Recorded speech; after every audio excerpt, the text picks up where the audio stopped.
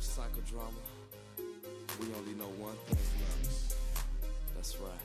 To give them the flux. To give them the flux.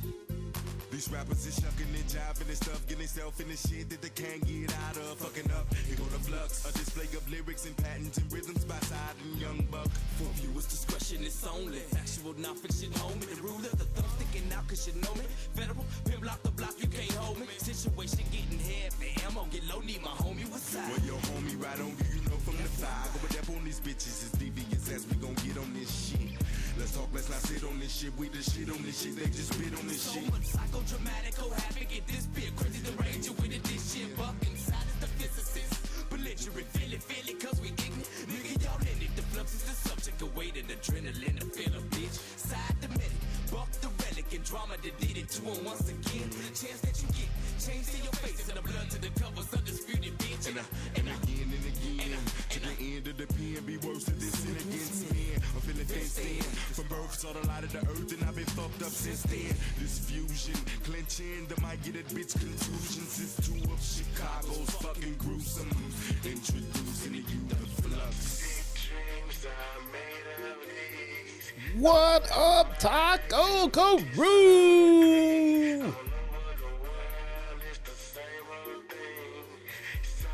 I'm working against all odds, man. Hoping to be as awesome as the Motor City Machine Guns.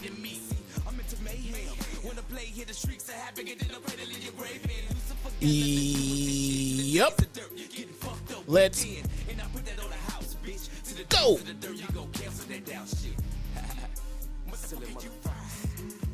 And you can inhale the danger. Consider this us spilling out pills of anger. Fuck around, swell a vein up and make you rebel on the stranger. Can't contain the things I'm thinking. Sometimes I be feel like I'm sinking in the motherfucking words of the rap. Floating in the ink pen, breathing. What is going on, everybody? My name is Jesse. A.K. your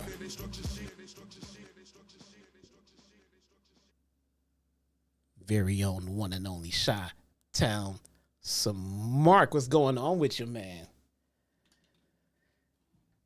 Man, I had to go back and rewatch last night's show just to make sure that I absorbed everything.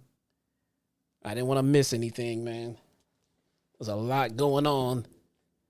There's a lot going on. Looks like the Motor City Machine Guns are taking over, man. New champions going down. How's everybody feeling this Saturday afternoon? I hope it's bright and sunny where you are, just like it is right here in Chi-Town. Rage, what's going on with you? I see you out there. Let me check in with my chat before we get started, man.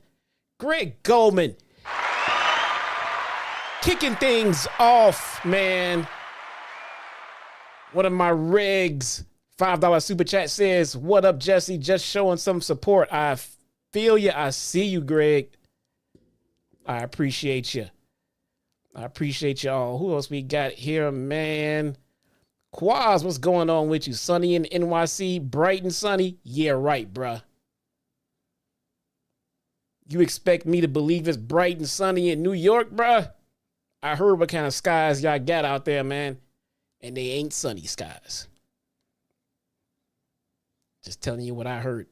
What's going on? Edward, Duncan, Miles. How you feel? Mike Rouse here as always. Sean Cook, what's going on with you? American rock star Patrick Palmer in the house. Susan D, head of talent relations, in the house. We got Sinister Classic with the 7-month membership.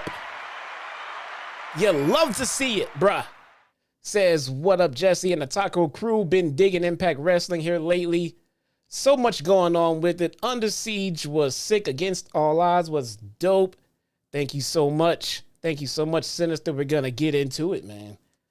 We are going to get into who else we got here in the house with me on this. Oh, what a day. Fantastic day. Lightning Tiger. What's good with you? What's good with you? Lightning Tiger. That sounds dominant, man. Dominant, my Lightning Tiger. Edward Duncan. So glad you guys are all here, man. I appreciate you all. Tell you what. Let's get into the show. Let's get into the show, man. I'm not here to waste your time. I'm not here to jerk your chain, bruh. I'm here to give you the insides and the thoughts and opinions on what went down at Against All Odds. Live from Columbus, just might be dead,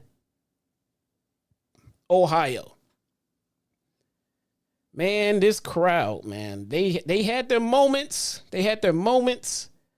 Unfortunately, a lot of those moments were dead moments.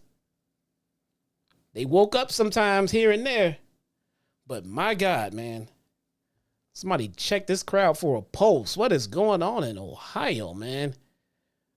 Let's get it kicking off, man. So before the show gets underway, we have the pre-show. We have, before the show started, we have the knockouts. Half of the world's knockouts tag team champions, Callihan King versus Neva. I guess she is a local talent. All right. Neva is dumped outside to start this match right away. This is basically a Callihan King spotlight. I mean, it's just a match to have on the pre-show. Something for Callihan King to do. I always enjoy watching Callihan King. She'll always have a spot for me. A spot from me in my heart because she comes from dark. All right. I come from AEW dark, so can't be mad at her, man. King, she distracts the referee, allowing her tag team partner, Taylor Wilde, to get in a cheap shot on the outside. Don't think Callihan King needs cheap shots for the enhancement talent, but hey, this is how they operate, bruh. This is how they roll. Back into the ring, Neva she fights back with a swinging net breaker for a 2 count. Kylan turns the tide for a modified face buster. King hits the pinpoint kick to the head, followed by what she calls the King's Curse for the win. Nothing crazy, nothing special. It was about 5 minutes. Like I said, it was just there to get some reps in for Kylan King, which you can't be too mad about. Next up, on the pre-show still, we have the digital media champion, Joe Hendry versus... No? Nothing? Okay. All right, good. Nothing. All right. Versus Dirty Dango for the digital media championship. Before this match gets started, we have the Director of Authority, Santino Marella, joins the commentary team with Tom, not Phillips, and Matthew. Are we going to call him Matthew or are we going to call him Aiden English? Let's call him Aiden English. It's my damn show. He's Tom Phillips and Aiden English, bruh. Don't like me? Tough. Let's get into it. Dango gets in Santino's face right away. You know, he has to try to bully Santino and the Cobra. He really hates that Cobra, man. He really hates that Cobra. He gets in Santino's face, but then right away that allows Joe Hendry to take control with a neck breaker. And God damn it. I believe in Joe Hendry.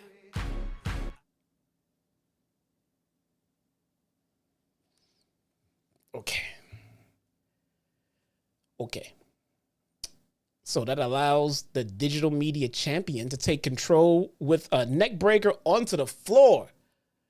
Lots of Divas rejects chants going on from the video that was played yesterday by the digital media champion. And then once again tonight, last night, because he started the show off playing the video again, just to rub salt in that wound. I thought that was hilarious, man.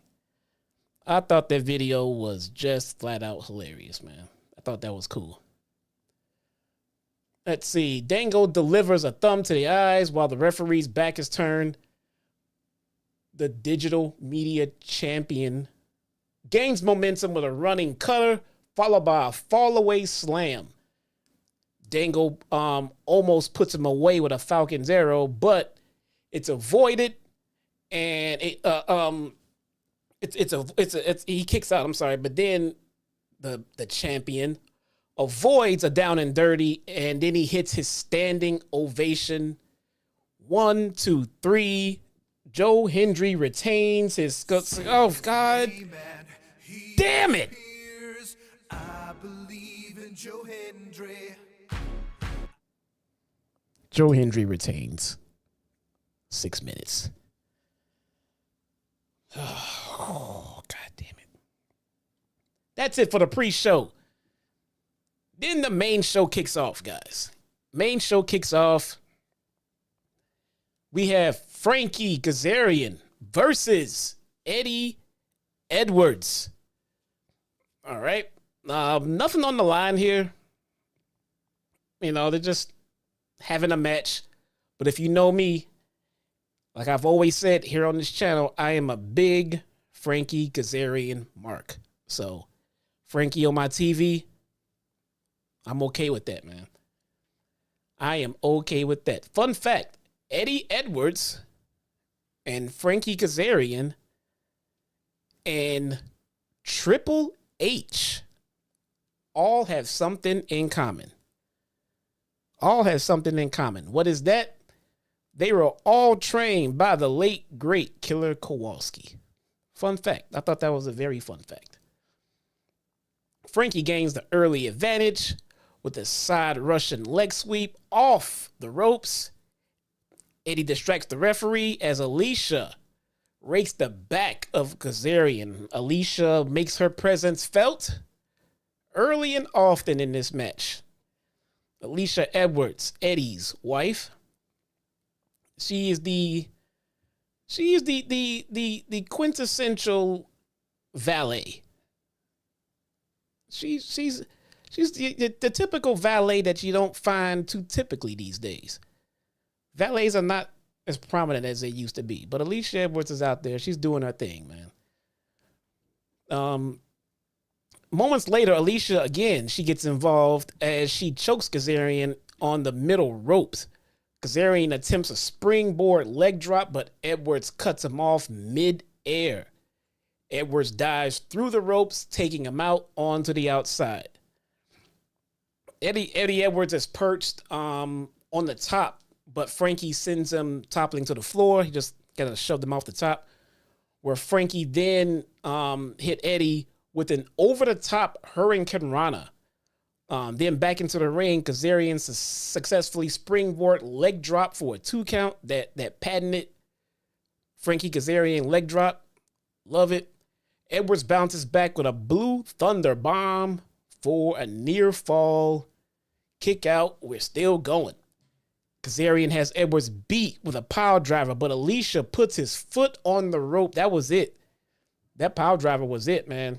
But Alicia put his foot on the rope, but unfortunately, she gets caught by the referee, and then he swiftly and very animatedly throws Alicia out of ringside, and the crowd finally woke up.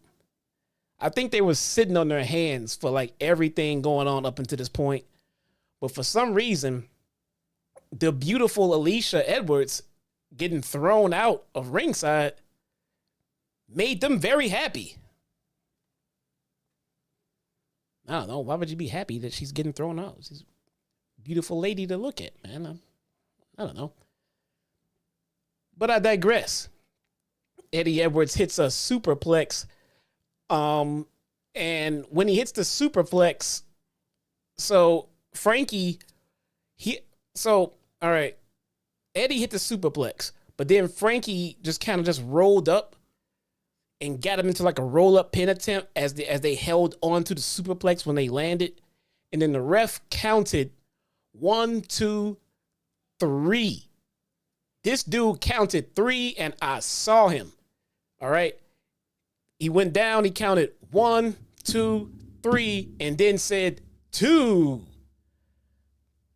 The crowd and commentary were like, what the fuck just happened? I guess that was a 2. That was a 2 count. And like, yeah, okay, guys, sure it was.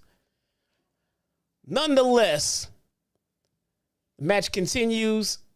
Frankie counters a Tiger Driver into another pinning predicament for the win. And this was like seconds later, right away.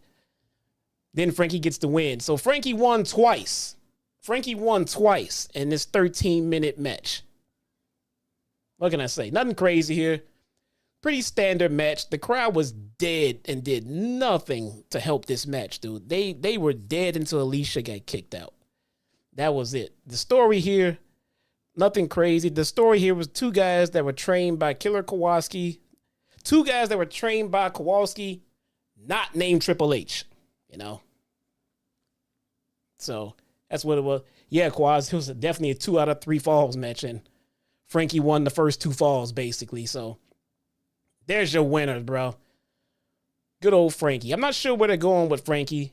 It feels like Frankie's doing his final run. But I don't know what the end game is for Frankie. I mean, he says it's the championship. That's what he says. He says it's the Impact title. But I don't know if he gets there or not, man. I don't know if he gets there or not. We'll see. Next up, we have the Impact World Tag Team Champions, ABC, Ace Austin and Chris Bay versus the Good Hands, Jason Hotch and John Skyler, with Brian Myers, a.k.a. Curtis Hawkins, at ringside. This was all you can expect from a match with ABC. The Good Hands, I am learning, I mean, for lack of better words right now, the Good Hands are pretty good hands in the ring, man. These guys can work.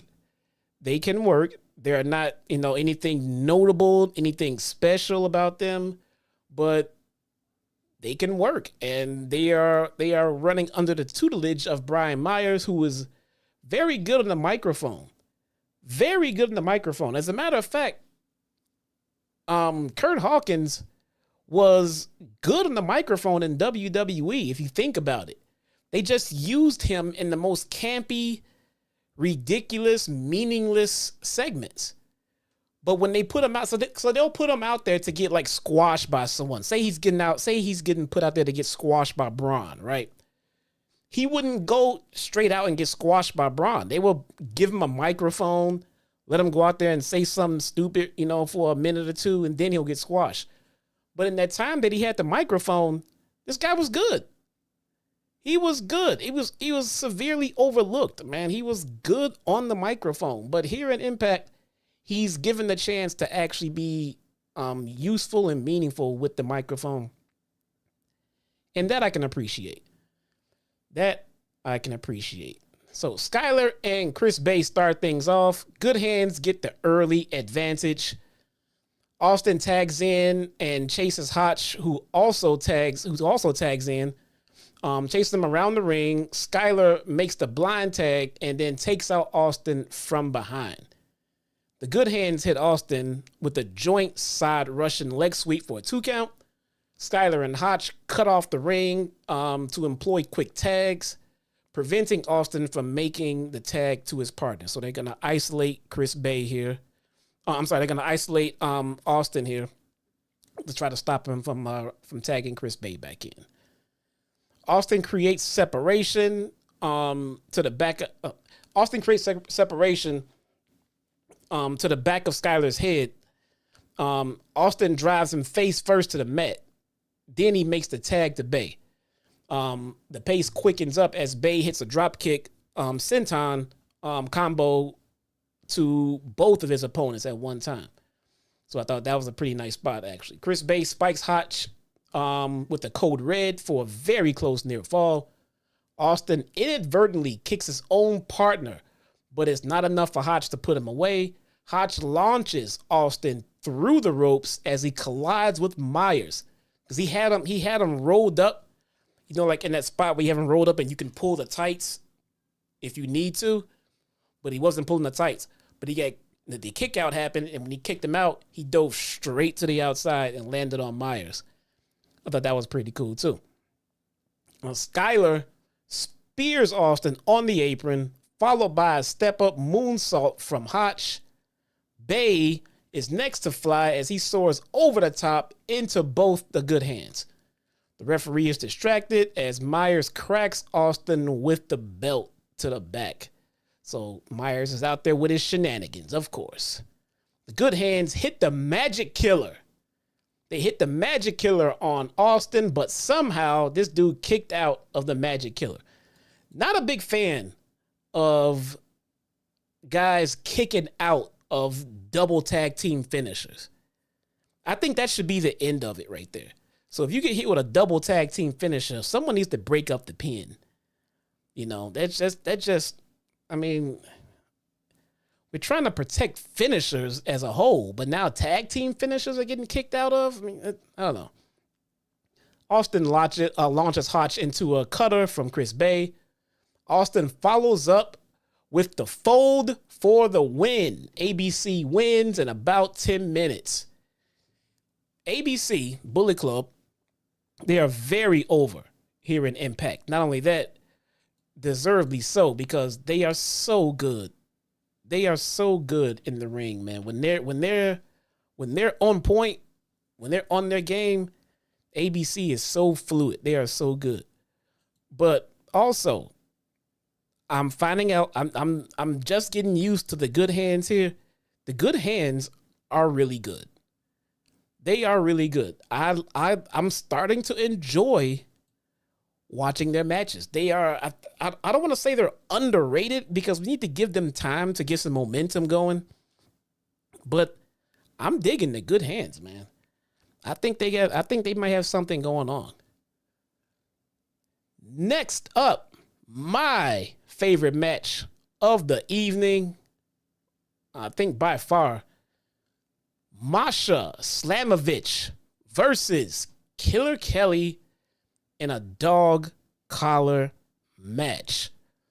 Man, this was awesome, man. I would love to see the women in WWE, the women in AEW go out there and put on a performance like this. Now, there have been matches in those two companies that have gone on and performed like this, but I need stuff like this on a regular basis, man. When I'm talking about women's wrestling and a blood feud and like serious, heat going on, I want to see a match like this. If you have not watched this match, and I know I got some viewers out there who actually do not watch Impact.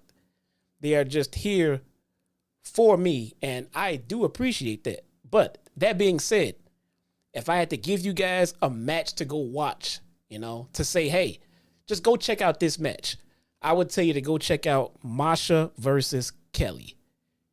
You will like it. Kelly and Slamovich are tied to the neck with dog collars with a steel chain to start it off. There's no DQ. Only way to win is by pinfall or submission. Let's get into it, man. Masha chokes her. Excuse me. Masha chokes her with the chain to gain the early advantage. It's a tug of war on the outside as Slamovich pulls her face first into a steel ring post. Masha traps Kelly in the chain and then bites her to even make it worse. Now she's gonna choke her with the chain and bite her. She's like bit her on the arm. So, geez, man, like it right away. They'd start off with the brutality, man. It's just let's get to it. This is a dog collar match, man. There's no collar and elbow tie-ups here, bruh. Kelly delivers a series of headbutts, followed by a double underhook suplex. Kelly hits a running drop kick in the corner. Then she pulls Slamovich into a DDT. Masha then hangs Kelly up on the ropes. As she hung her up on the ropes, and she continued to just pull the ropes so they were both on the outside, right? Because Kelly went over the top rope. Kelly was thrown over the top rope. Masha slid under the bottom rope. I'm trying to paint the visual here for you guys. So Kelly went over the top with the chain. Masha went under the bottom rope, still connected with the chain. Masha then proceeded to pull the chain and start hanging Killer Kelly from the chain over the top rope as they're both on the ground. And then Killer Kelly's feet were dangling midair. She had her dangling midair. Easily the best visual of the night. That was insane. That spot alone gets 5 tacos, man. I thought that was fucking great. I thought that was fantastic, man. Slamovich goes for the snowplow, but Kelly counters with a killer clutch. Kelly hits a snowplow herself, so she hits Masha's finisher on the Masha for a 2 count. Masha wraps the chain around Kelly's throat and is just choking away. I mean, this was one of the things that Masha had no problem going to town with that chain, man. She used that chain early and often. I thought it was fantastic. She chokes her with the chain and then hits her with her own snowplow. 11 minutes, Masha wins. There's no way I can do this match justice. There's no way I can do this match justice. This was a fantastic match. I thought these women killed it. I thought they stole the show. And there was a lot of good wrestling out there, but I thought this match clearly stole the show. It appears that Masha and Kelly, they just ended what could only be described as a blood feud. Because when it was over, Masha she kind of just went to Kelly, Masha did, and just kind of almost gave her it's kind of hard to explain. She just kind of just touched her face a little bit and just kind of a sign of acknowledgement, Nice fight, bitch. Nice fight. Okay. Then Masha took off her collar and just threw it in the ground and then walked out. I'm getting vibes that they're going to form a tag team. I'm getting vibes that we're going to see Masha and Kelly team up and take my money. Take my money. Love to see it. Love to see it, man. X Division Championship on the line here. Trey Miguel versus Sabin. As I said in the opener, this is definitely a night for the Motor City Machine Guns. Miguel uses his champion's advantage early on as he retreats to the outside. He said, I'm going to take a powder. I'm tired. I've been in this match for about 5 seconds. I need a break, bruh. Need a break. Sabin said, nah, man. No break. Sabin went running out to outside to go get him. They fight out on the floor for a little bit. They end up back in the ring. Miguel hits a neck breaker out of the corner. Sabin bounced back with a lethal combination. Sabin sends him crashing onto the steel ring post and follows up with a spear on the apron. I think the spear, they did a lot of apron work tonight, man. A lot of hardest part of the ring work going on in the whole card tonight. I thought that was pretty it's pretty noticeable. Sabin hits a modified pump handle slam for a 2 count. Miguel shows off some impressive footwork as he tied up Sabin for a submission attempt. He went to go, he started, there's no way I could explain this. Trey Miguel is blowing my mind in this match. He came out losing his title, but to me, he came out looking better than he did when he went in. The guy's amazing, man. He took what I thought he was gonna be like a sharpshooter, I think, and then it kind of reversed, and then he kind of like twisted, and they ended up in like a snare trap. But it was, dude, you got to see it. I can't describe this shit. Trey Miguel was in rare form, man. Sabin counters into a roll up, but Miguel kicks out. Sabin connects with Angel's Wings for another near fall. Miguel takes a page out of Sabin's playbook as he hits him with the cradle shock. Miguel blinds Sabin with spray paint. Miguel went up to the outside. Trey Miguel went up to the outside, and he grabbed spray paint from under the ring. You know, same as he did with Under Siege, right? So he went under the ring. He got some spray paint. He got 2 cans. He put a can like behind his back in his waistband, and he had a can in his hand.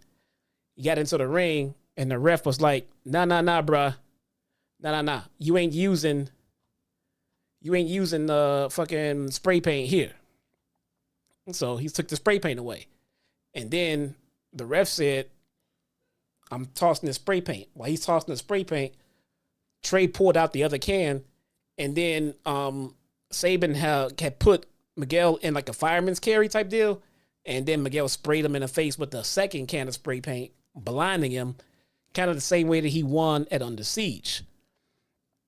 So the ref missed that one. I don't know how he missed it, to be honest, but he missed it.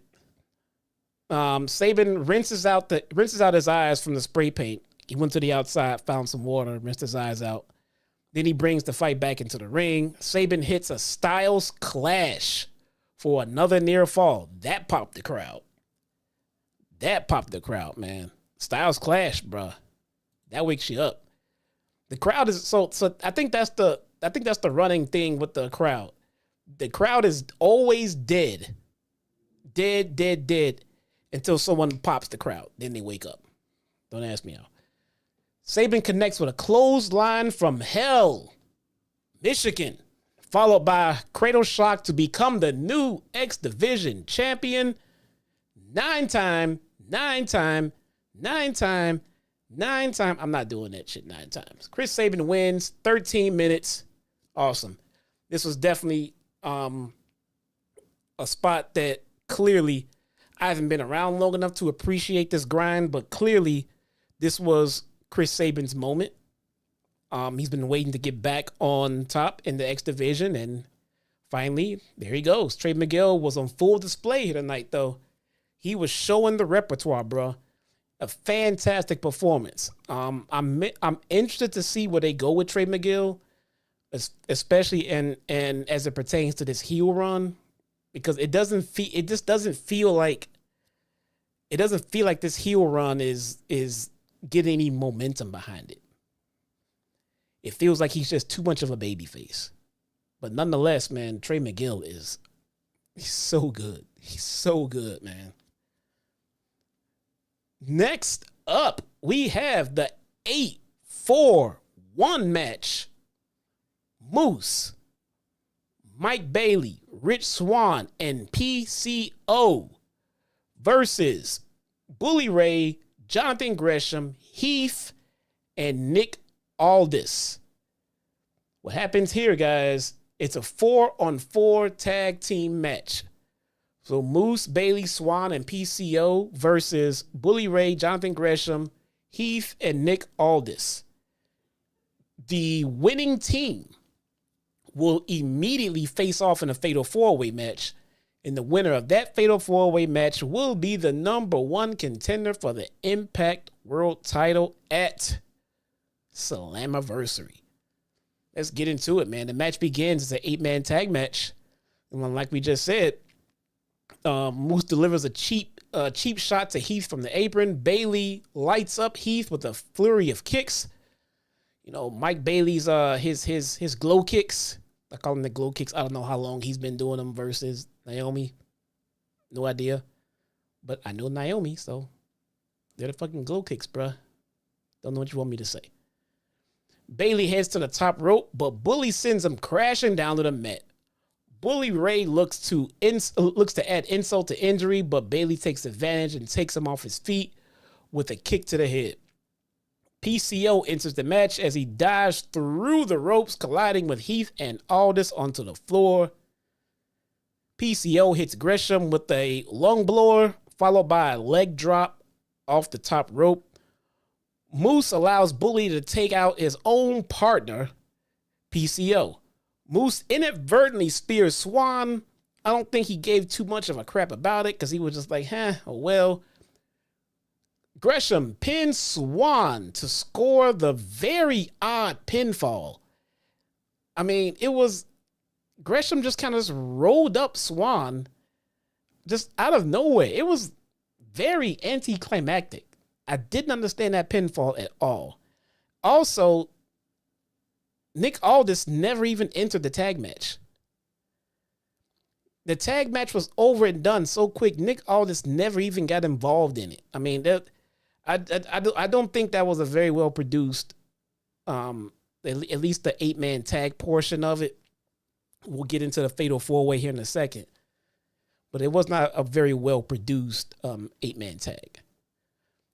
So now we have a fatal 4-way. We have Bully Ray versus Jonathan Gresham versus Heath versus Nick Aldis.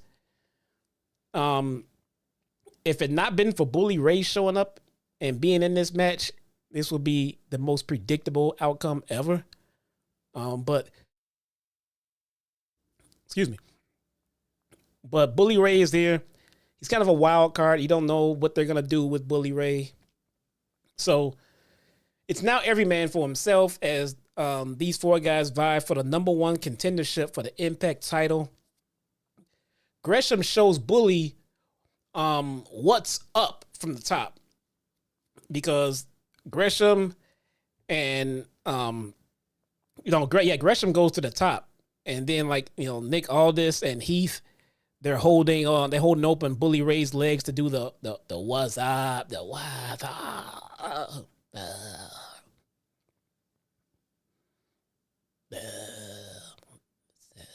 Okay, all right. Okay, one more. All right. We're done here. We're done. Bully sends Gresham face first into the steel ring post. Bully is about to use a steel chair because it is now no DQ on Gresham. When Scott D'Amore shows up and stops him. Scott D'Amore, for some reason, I have no idea. I mean, I know that Scott D'Amore has got his issues and his beef with Bully, but this is a no DQ match. Why is he showing up to stop him from using a chair? I have no idea. Whatever. So Scott D'Amore stops him from using the chair. D'Amore is back after Bully put him through a flaming table, a couple of weeks ago at Under Siege. Bully dares Scott D'Amore to hit him with the steel chair. He's like, I double dog dare you. I'm gonna turn my back to you. So he gave him a free hit. And eventually Scott said, fuck it. So he let him have it. Heath hits the wake-up call on the chair, followed by a top rope splash from Gresham. There's a huge Tower of Doom out of the corner with Heath scoring a pair of near falls. Gresham ties up Heath for a submission, but Aldis breaks it up with a top rope elbow drop. Aldis locks in the Kingsley Cloverleaf on Heath to win by submission. Nick Aldis wins 18 minutes. Let me talk about this Nick Aldis situation here in Impact for a second, man. It seems to me, now, if I got any hardcore Impact fans here, I'm gonna need you to weigh in on this one. But it seems to me that Nick Aldis' return to Impact feels a lot like Cody's return to WWE. It's very predictable. I mean, we see where they're going. I mean, clearly they want him to be world champion. There seems to be very minimal effort here. Like I said, Nick Aldis didn't even get into the 8-man tag match. He had not too much to do with the Fatal 4-Way match. Yet he came away with the victory. And to be honest, it's a little fucking boring. It's a little boring, man. I'm sorry. The predictability of it, it really feels like that Nick Aldis feels like he's a bigger baby face and the company savior than he actually really is. It feels a lot like Cody's return to WWE.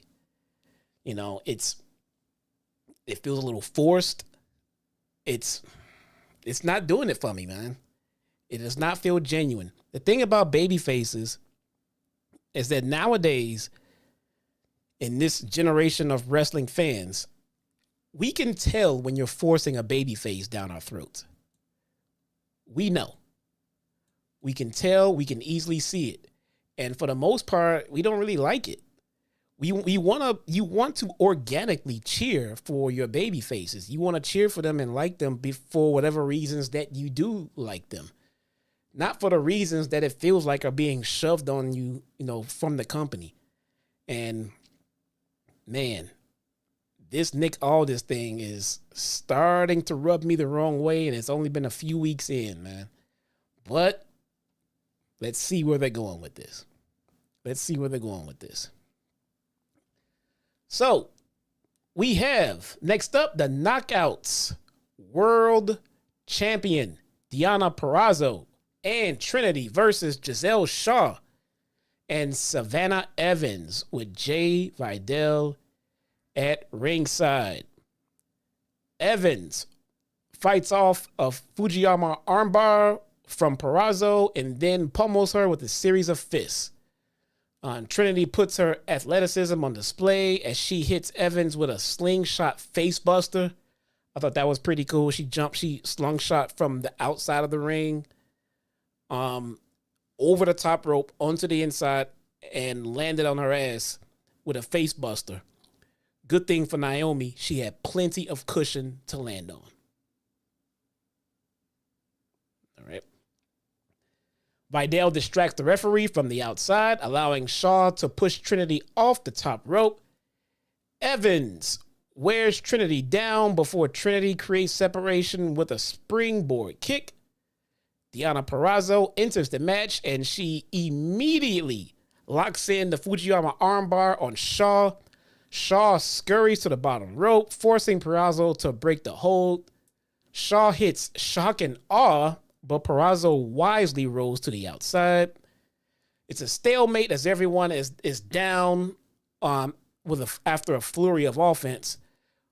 Jay Vidal then comes over and clotheslines Trinity. So Jay Vidal clotheslines Trinity.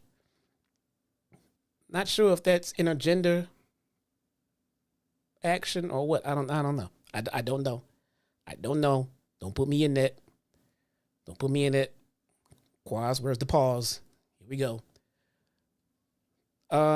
Vidal, yeah, he clotheslined Trinity while the ref had his back turned. Purrazzo rolls up Evans in the ring. Just a roll up. Just a simple roll up. Purrazzo just rolled up Evans and they win. Purrazzo and Trinity win. About 10 minutes. This match was boring. It was flat out boring.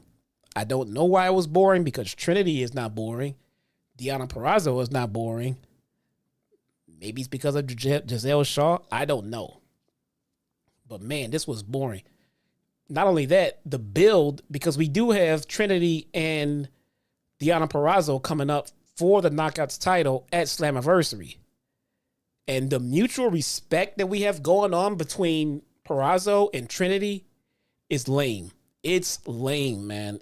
I'm not feeling this, hey, I like you, you like me. Let's high five and have a title match. Maybe we get into some, conflict in the build coming up. But I was entirely thinking that we were going to get some kind of heel turn from Purrazzo here tonight. Not the case at all. I mean, we even had Purrazzo out there twerking out there after the match with Trinity. Cringe, man. I'm sorry. I know these women are capable of much more. I know they're capable of giving us a lot more heat to this match. So maybe we'll get it in the next few weeks as we get into the build for Slammiversary. Next up, we have the Design, Diener, Angels, and Khan versus OVE, Ohio versus everything. Sami Callihan, Jake Crist, and Madman Fulton. An Ohio street fight. How come every city they go to, it's got to be a street fight? Here in Chicago, it's a Chicago street fight. We're in Rhode Island. It's a Rhode Island street fight. And like, okay. I guess, sure. Anyway, in case you didn't know or are unfamiliar with the rules of a street fight, anything goes. No DQ, no countouts, blah, blah, blah, all the usuals. So here we go. Callihan sends Angels back first into a ladder, starting off with the pain. Crist uses a rolling pin wrapped in barbed wire on the back of Diener. I want you guys to keep track of these tools that we have in this match. Keep track of these weapons. All right. Callihan slammed Angel back first into a ladder. Jake Crist uses a rolling pin wrapped in barbed wire. Callihan hits Angels with an exploder suplex onto a steel chair. We got that. Callihan continues the assault with a staple gun before Khan possesses the staple gun and hits him in the chest with it. And he hit him under the armpit. So now we got a staple gun, steel chair. Keep track of this stuff now. Write it down. Diener uses a mailbox as a weapon. Are you writing this down? Before OVE introduces barbed wire boards into the match. They pulled out from under the ring just boards, just big-ass wooden boards with barbed wire all over them. Two of them. Write that down. Write that shit down. I don't see nobody writing down. Write this shit down. This is important. All right. Diener uses a mailbox as a weapon before OVE introduces the wired boards. All right. Angels wraps barbed wire around his arm and then takes out Fulton with a clothesline that was very reminiscent of Brody Lee. And it was definitely mentioned on commentary as well. So I thought that was pretty awesome. Crist connects with a DVD on Angels. Crist intercepts Angels with a mid-air Crist cutter out of nowhere, but Deonna breaks up the pin. Callihan drives Deonna into the barbed wire board with a vertical suplex. Khan choke slams Callihan directly onto the pile of thumbtacks. Yes, add thumbtacks to the list of, are you guys writing this shit down? Thumbtacks, boards, ladders, chairs. Oh my. Come on, keep up. Khan and Fulton brawl up the ramp and choke slam each other through a table onto like right off the stage area. Deonna sends Christ through the barbed wire board with a burning hammer. Deonna goes low on Callihan. Angels launches himself off the top ladder, putting Callihan through a table with a frog splash. All right. Callihan kicks out at 2 before Deonna inadvertently nails Angels with a baseball bat.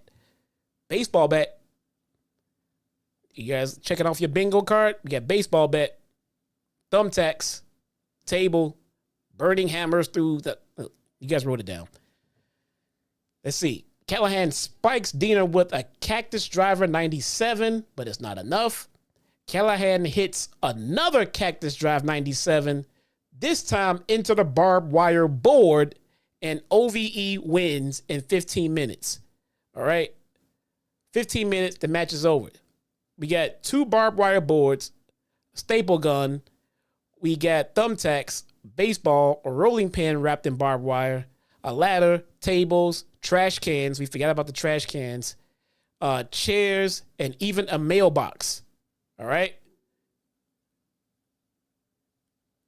There was no blood in this match.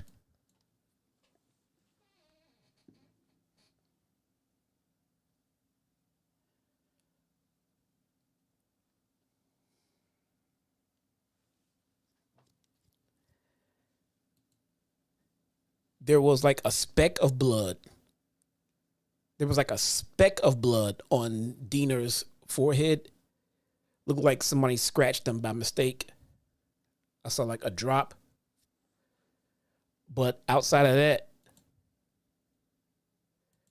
there was no blood in this match.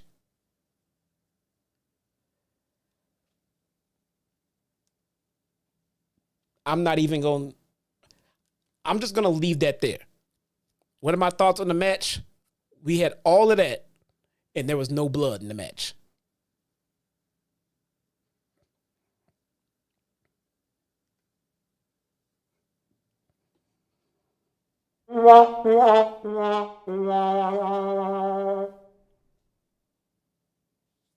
Wow. That's amazing. That was amazing. How?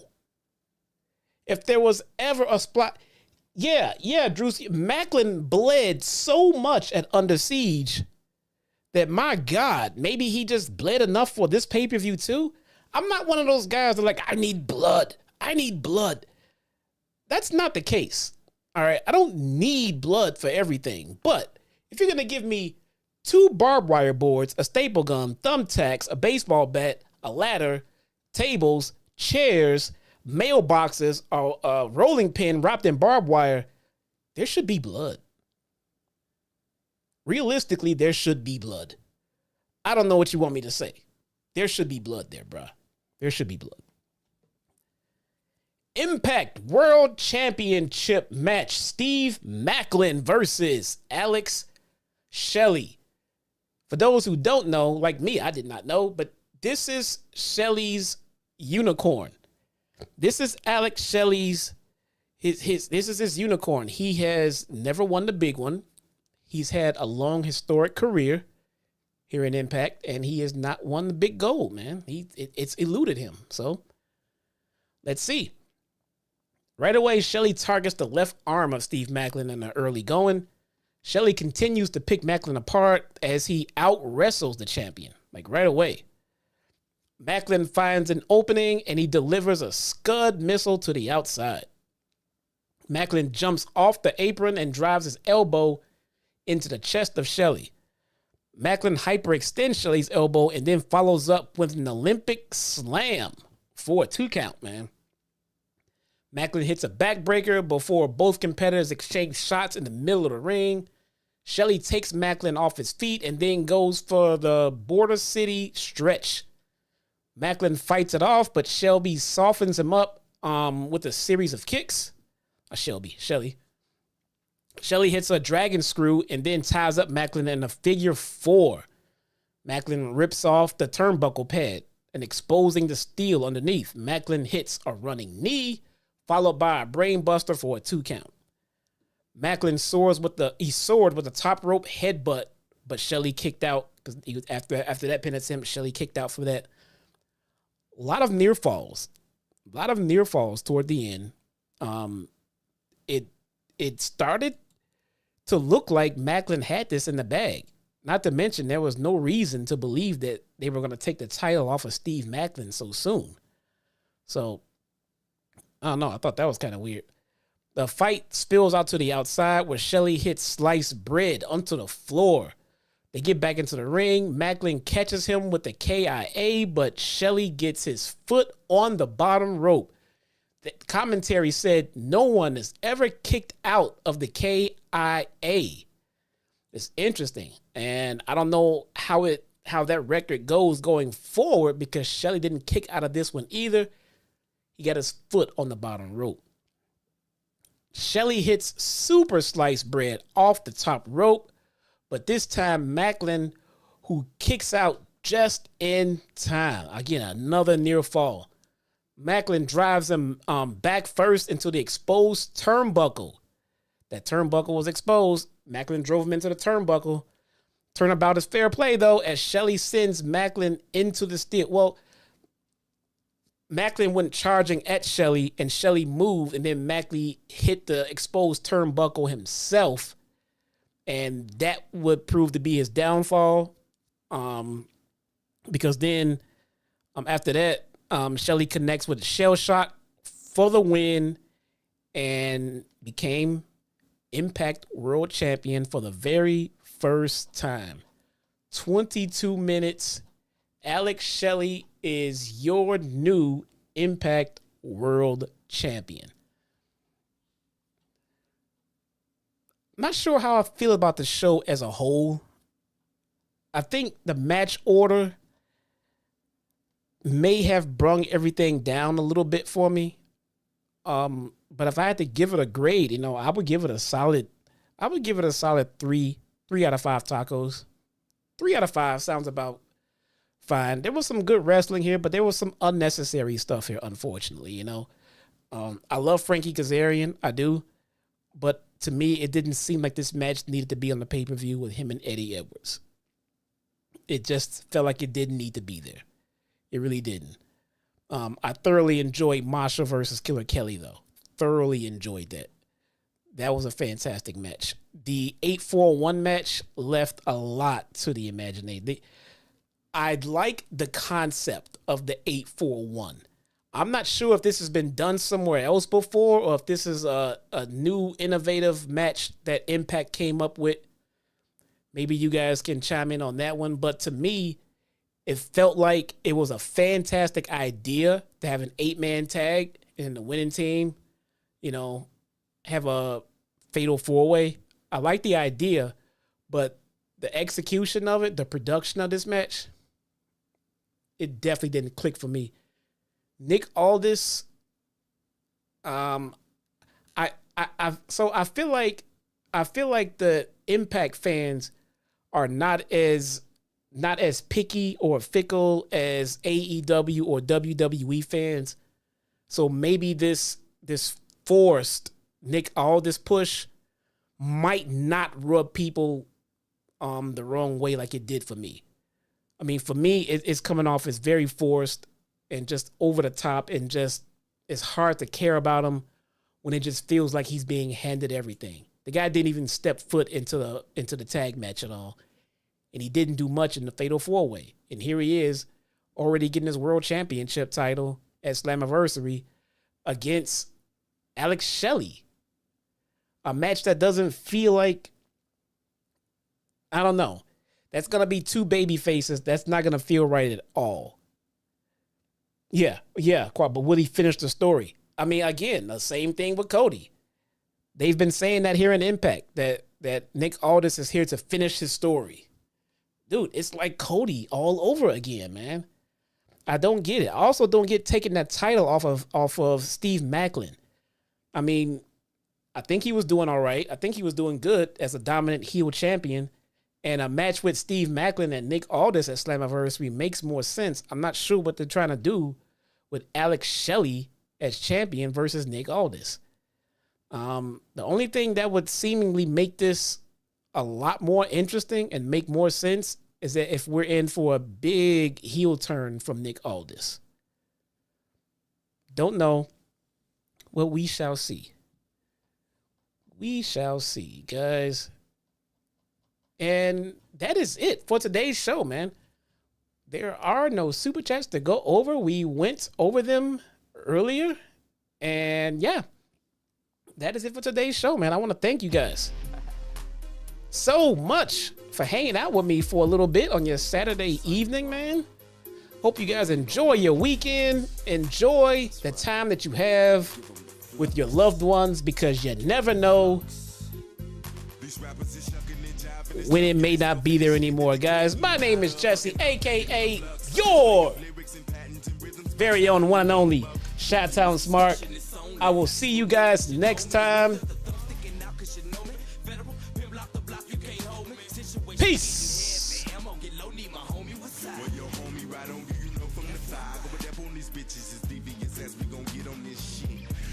Let's not sit on this shit. We the shit on this shit. They just spit on this shit. Psychodramatic, havoc, get this bit crazy. The range with it, this shit buck inside is the physicist. Belligerent, feel it, cause we ignorant. Nigga, y'all in it. The flux is the subject of weight and adrenaline. The feel of bitch. Side the medic, buck the relic, and drama that did it to him once again. The chance that you get, change to your face, and the blood to the covers, undisputed bitch. And again, to the end of the pen, be worse than this sin against men. I'm feeling fenced in. From birth, saw the light of the earth, and I've been fucked up since then. This fusion, clenching, that might get that bitch contusions. It's two of Chicago's fucking gruesome. Introducing to you the flux. Big dreams are made of these. Who am I to disagree? All over the world, it's the same old thing. Psychodrama, fluctuating. My continuous output, my flow of ideas for years been thrilling in me. Please don't stop this feeling in me before the feeling get to killing in me. See, I'm into mayhem. When the play hit the streets of havoc, and then I'm ready to leave your grave in. Lucifer got nothing to do with this shit. To the days of dirt, getting fucked up within. And I put that on the house, bitch. To the days of the dirt, you gon' cancel that down shit. What the fuck did you find? And you can inhale the danger. Consider this us spilling out pills of anger. Fuck around, swell a vein up and make you rebel on a stranger. Can't contain the things I'm thinking. Sometimes I be feel like I'm sinking in the motherfucking words of the rap. Floating in the ink pen, breathing and blinking as I lead you to the brink and push you off in the deep end of the issue. Out of the realm of reaching, you ain't gonna know what the fuck hit you cause you sleeping. Chicago will be your motherfucking shit. Here to show you how worse of it fucking get. Don't play by books. I'm really up in it, burning the rules. Fuck that instruction shit.